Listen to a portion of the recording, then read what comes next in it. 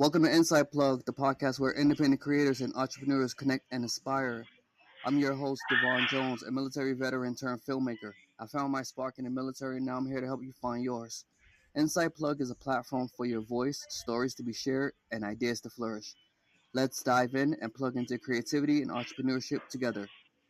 Today we have Manny Thackeray. He's a software product manager, a student pilot. We're going to talk about his passion for aviation. He's from India, and then also he's involved in developing user-friendly software for in-flight entertainment systems, which has a focus on enhancing passenger experience. Manny, welcome back to the show.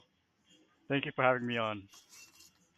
I'm excited for the Yeah, conversation so we're going to have the today. last time you was here, you spoke about you were pursuing your license, your student pilot license. How's that going for you? Yep, so it's still a progress. With pursuing any kind of a aviation license, there's a lot of time, there's a lot of dedication and money involved. For me now, it's been give or take 2 years since the time I started getting towards my private pilot license. And for those of you who don't know, the private pilot is like the very one of the initial licenses to get in order to become a professional pilot down the future. And so I'm still in the progress of getting my private pilot. Since my last time that we talked, I was going through a scholarship. I had to resend the scholarship because of the location issues and the timing issues of it. So I'm currently funding my own private pilot uh, flight school by myself. So, with that being said, it does require me to take some time away from work and dedicate a lot more time to it specifically. So I'm still in the progress. I'm very close to getting my license now. I'm expecting to get it done in like next 2 months. So I'm almost at the finish line, but I've learned a lot, and it's been a journey now so far. So it's just one of those things that you just have to stay dedicated, and I've been having that in my mind, especially with where I work. I work in aviation, so it's kind of my mind's on that sort of stuff 24/7 now. So I'm still in the progress, and I'm excited to get it done soon. Nice, nice, good to hear. Yeah. All right, so yeah, so with that going, let's what has been the most rewarding aspect of your journey so far, personally or professionally? I think that in terms of the reward, it's been pretty amazing to see how, although I haven't got my license yet, all the little battles I've overcome in that process. Because it's a lot of tests. You're testing yourself throughout that process a lot to see what you're really made of. There's skills that you may have not known that you had before, and you have to kind of see if you're up for it. So for example, um, when you're studying to be a pilot, a very big part of that is decision making and seeing, if you're in the right place in the right time, are you able to make the correct decision? And so for people, especially when they're, very new to flying, when they're just getting in a plane for the first time, there's a lot of things going on in your head. And so some of the battles that I've one, at least I'm battling, and I'm proud of how far I've come. Is just going over completing those tests. Seeing that I'm in a situation where I can make decisions, and I'm able to trust myself in making these decisions that may impact my life or the passengers' lives, and it's all just a bit of a test, the whole process. So it's been rewarding to see what's been coming out of it, and I mean, also just be able to be where I work. I'm very grateful for that. So that's another rewarding thing is what I do for work as a software product manager. There's features that I've already been working on that we will be launching at some point. Um, that will hopefully impact our passengers very positively. And so these things, trying to put myself in the shoes of the passengers that are flying in these planes, have also sort of given me a reward system out of it because I want to create something that can really positively impact people. So that's been another rewarding experience now so far. All right, nice. And so when did you come to make that decision? Was it like an experience that you had? Was it something that you read? Something that someone told you? As far as becoming a pilot, starting to become a pilot, or more so with my current role. So like your current role right now. So as an So yeah. go ahead. Sorry, my bad. My bad. Oh yeah, for so product management. So with the user friendly to where you want to enhance the passenger experience, like that decision to not saying that it's not safe now, but to like enhance that experience. What made you come with the decision that I want to do something or be involved with something that's going to enhance the experience? And I got something. My insight can help develop that.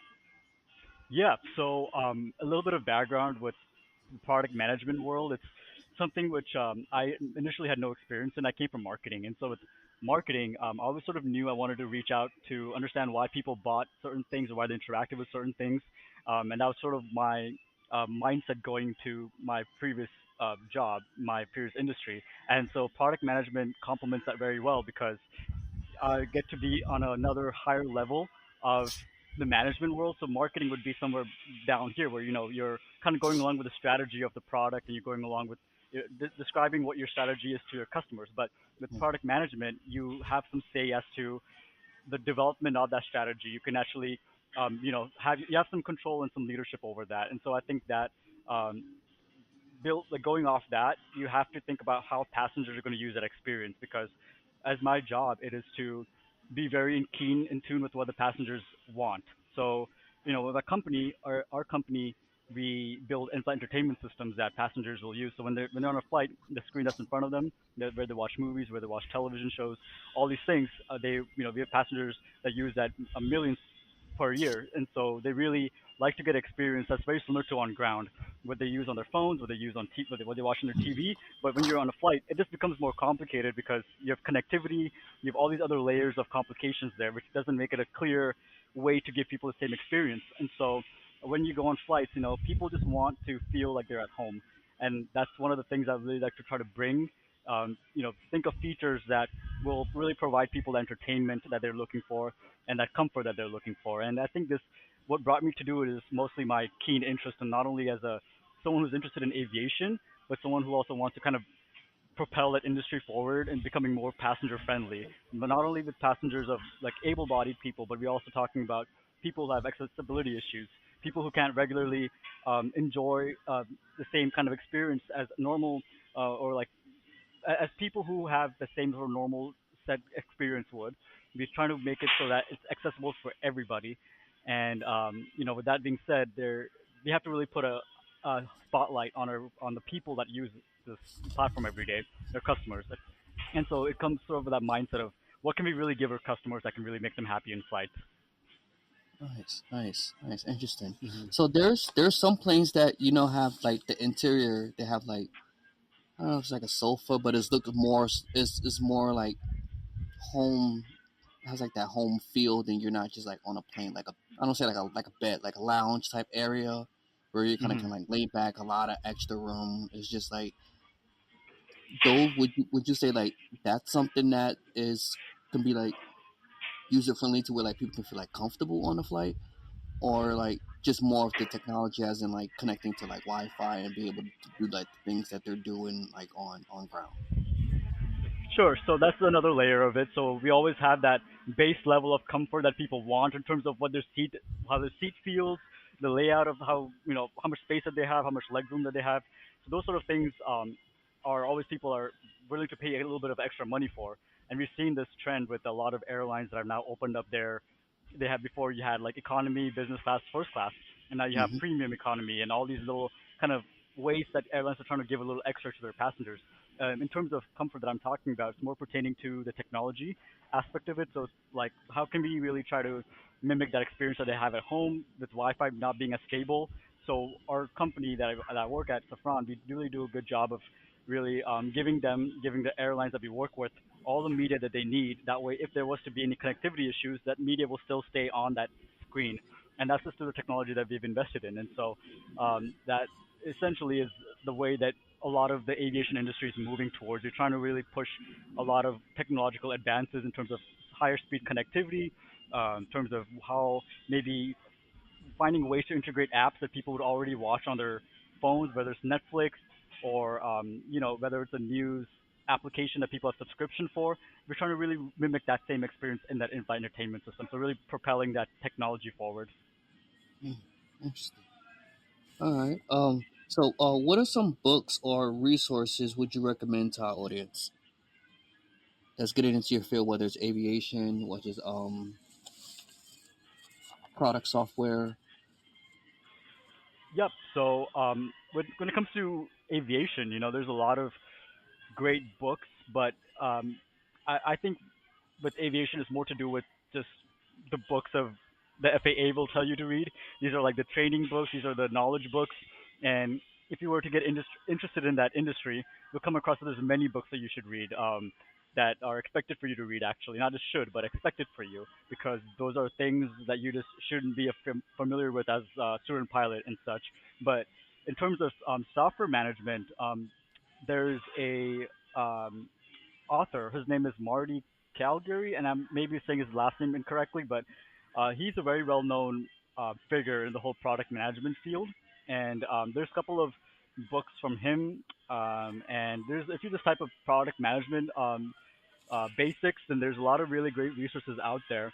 Um, and there's another really great product manager who has worked at Google and all these other companies. His name is Sachin Reiki, and this man he has a couple of videos on YouTube where he goes over interview skills and kind of how you'd approach product management interviews, and that's another good place to start. There's a lot of really great resources on YouTube and online for that. All right. Nice. Thanks for sharing that. All right. With the so now I guess aircraft, right? It's becoming more accessible, like cars. There's a lot of companies, a lot of startup companies that's pushing air mobility, I guess that's or air transportation. I guess it's eVTOL or those type of aircraft. What futuristic invention do you wish existed right now? Mm. I would give that some thought because that's a very good question. Uh-huh. Um, I think that what we need right now in this industry, it is a more stronger, this better connectivity is really what we need. But at the same time, in terms of all these technologies like drone, eVTOL, like you're saying, it's very it's based on reliability. You know, as a lot of it, we have to make sure that it's very reliable, very safe, that people are willing to trust getting on these planes, and a lot of these companies are incentivized to try to, involve electric components in there, or some amount of maybe self-piloting, and there maybe down the future. But I think that there shouldn't be much of a rush to get all this technology on board yet, because again, we still have issues, and even in general aviation with getting things down right. And so I think uh, the push or any kind of futuristic thing which I would want would be, with the exception there's also safety involved in there. There's tests done, and then there's it's a very reliable company that's behind it all. So in terms of technology, I think it's really interesting to see if electric technology can really take us to where we want to be in the aviation world, but it's still only time can tell. You know. All right. All right. All right. So how do you handle failure or setbacks in aviation? So with setbacks or any kind of difficulty going in that process of it, it's a matter of, I think, having a resilience and knowing that end of the day, it's really not, especially in aviation, there's really not much room for emotions. There's not a lot of room to really be in your feelings about, oh, this didn't go my way, that didn't go my way. It's really a black or white sort of a matter most of the times, where things will either go your way because of weather, or because your aircraft is good. With a situation that, let's say, you wanted to fly and you're very excited to fly on one particular day, but then the weather isn't cooperating. You can't be hurt about that, or you can't be upset about it, because end of the day, the weather is what controls us, and we decide whether we fly or not based on that and other things.